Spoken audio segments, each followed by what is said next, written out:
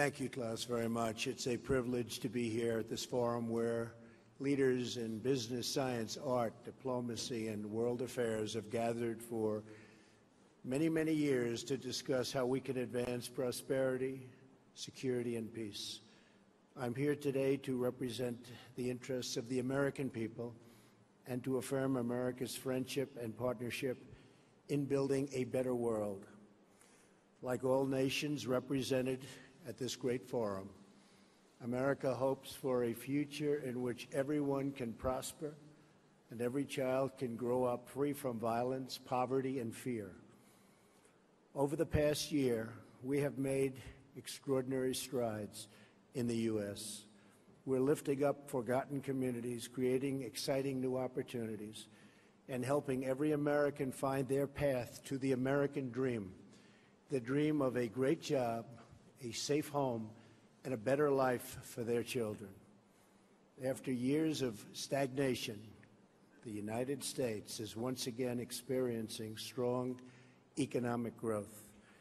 The stock market is smashing one record after another and has added more than $7 trillion in new wealth since my election.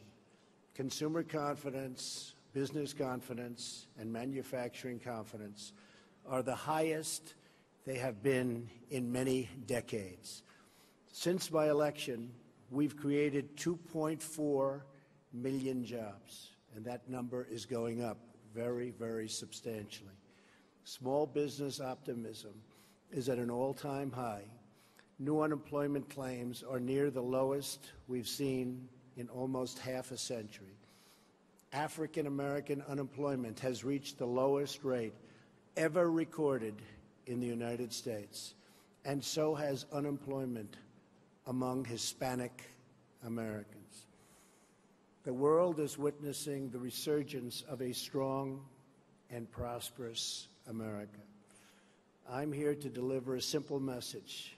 There has never been a better time to hire, to build, to invest, and to grow in the United States.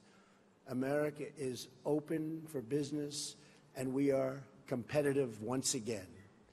The American economy is by far the largest in the world, and we've just enacted the most significant tax cuts and reform in American history. We've massively cut taxes for the middle class and small businesses to let working families keep more of their hard-earned money. We lowered our corporate tax rate from 35% all the way down to 21%. As a result, millions of workers have received tax cut bonuses from their employers in amounts as large as $3,000. The tax cut bill is expected to raise the average American's household income by more than $4,000.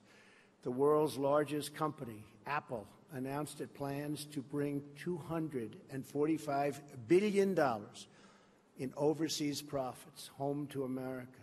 Their total investment into the United States economy will be more than $350 billion over the next 5 years. Now is the perfect time to bring your business, your jobs, and your investments to the United States. This is especially true because we have undertaken the most extensive regulatory reduction ever conceived. Regulation is stealth taxation. The U.S., like many other countries, unelected bureaucrats, and we have, believe me, we have them all over the place, and they've imposed crushing and anti-business and anti-worker regulations on our citizens with no vote, no legislative debate, and no real accountability. In America, those days are over. I pledged to eliminate 2 unnecessary regulations for every 1 new regulation. We have succeeded beyond our highest expectations. Instead of 2 for 1, we have cut 22 burdensome regulations for every 1 new rule. We are freeing our businesses and workers so they can thrive and flourish as never before. We are creating an environment that attracts capital, invites investment, and rewards production. America is the place to do business. So come to America, where you can innovate, create, and build. I believe in America. As President of the United States, I will always put America first, just like the leaders of other countries should put their country first also. But America first does not mean America alone. When the United States grows, so does the world. American prosperity has created countless jobs all around the globe, and the drive for excellence, creativity, and innovation in the U.S. has led to important discoveries that help people everywhere live more prosperous and far healthier lives. As the United States pursues domestic reforms to unleash jobs and growth, we are also working to reform the international trading system so that it promotes broadly shared prosperity and rewards to those who play by the rules. We cannot have free and open trade if some countries exploit the system at the expense of others. We support free trade, but it needs to be fair and it needs to be reciprocal, because in the end, unfair trade undermines us all. The United States will no longer turn a blind eye to unfair economic practices, including massive intellectual property theft, industrial subsidies, and pervasive state-led economic planning. These and other predatory behaviors are distorting the global markets and harming businesses and workers, not just in the U.S., but around the globe. Just like we expect the leaders of other countries to protect their interests, as President of the United States, I will always protect the interests of our country, our companies, and our workers. We will enforce our trade laws and restore integrity to our trading system. Only by insisting on fair and reciprocal trade can we create a system that works not just for the U.S., but for all nations.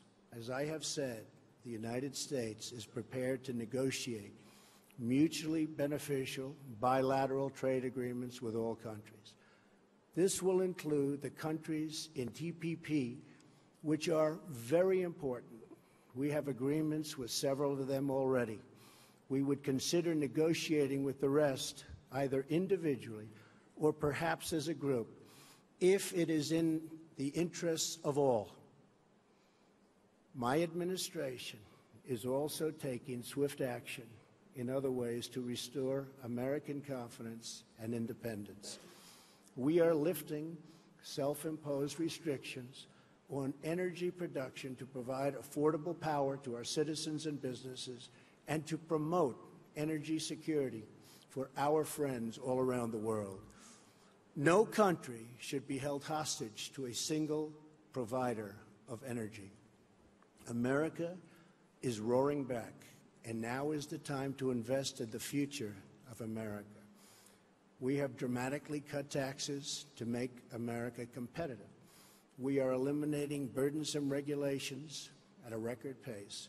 We are reforming the bureaucracy to make it lean, responsive, and accountable, and we are ensuring our laws are enforced fairly. We have the best colleges and universities in the world, and we have the best workers in the world. Energy is abundant and affordable. There has never been a better time to do business in America. We are also making historic investments in the American military because we cannot have prosperity without security. To make the world safer from rogue regimes, terrorism, and revisionist powers, we are asking our friends and allies to invest in their own defenses and to meet their financial obligations.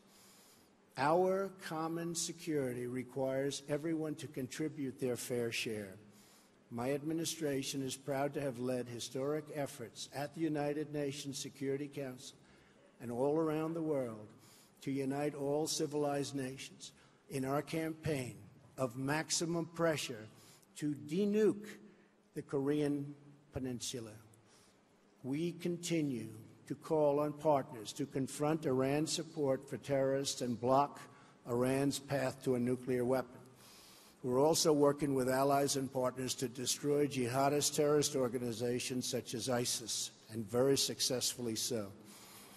The United States is leading a very broad coalition to deny terrorists control of their territory and populations, to cut off their funding, and to discredit their wicked ideology. I am pleased to report that the coalition to defeat ISIS has retaken almost 100% of the territory once held by these killers in Iraq and Syria. There is still more fighting and work to be done and to consolidate our gains. We are committed to ensuring that Afghanistan never again becomes a safe haven for terrorists who want to commit mass murder to our civilian populations. I want to thank those nations represented here today that have joined in these crucial efforts. You are not just securing your own citizens, but saving lives and restoring hope for millions and millions of people. When it comes to terrorism, we will do whatever is necessary to protect our nation. We will defend our citizens and our borders. We are also securing our immigration system as a matter of both national and economic security. America is a cutting-edge economy, but our immigration system is stuck in the past. We must replace our current system of extended family chain migration with a merit-based system of admissions that selects new arrivals based on their ability to contribute to our economy, to support themselves financially, and to strengthen our country. In rebuilding America, we are also fully committed to developing our workforce. We are lifting people from dependence to independence because we know the single best anti-poverty program is a very simple and very beautiful paycheck. To be successful, it is not enough to invest in our economy. We must invest in our people. When people are forgotten, the world becomes fractured. Only by hearing and responding to the voices of the forgotten can we create a bright future that is truly shared by all. The nation's greatness is more than the sum of its production. A nation's greatness is the sum of its citizens. The values, pride, love, devotion, and character of the people who call that nation home. From my first international G7 summit to the G20, to the UN General Assembly, to APEC, to the World Trade Organization, and today at the World Economic Forum, my administration has not only been present, but has driven our message that we are all stronger when free. Sovereign nations cooperate toward shared goals, and they cooperate toward shared dreams. Represented in this room are some of the remarkable citizens from all over the world. You are national leaders, business titans, industry giants, and many of the brightest minds in many fields. Each of you has the power to change hearts, transform lives, and shape your country's destinies. With this power comes an obligation, however, a duty of loyalty to the people, workers, and customers who have made you who you are. So together, let us resolve to use our power, our resources, and our voices, not just for ourselves, but for our people, to lift their burdens, to raise their hopes, and to empower their dreams, to protect their families, their communities, their histories, and their futures.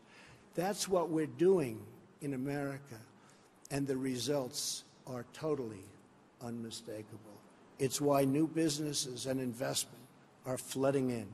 It's why our unemployment rate is the lowest it's been in so many decades. It's why America's future has never been brighter. Today, I am inviting all of you to become part of this incredible future we are building together. Thank you to our hosts. Thank you to the leaders and innovators in the audience.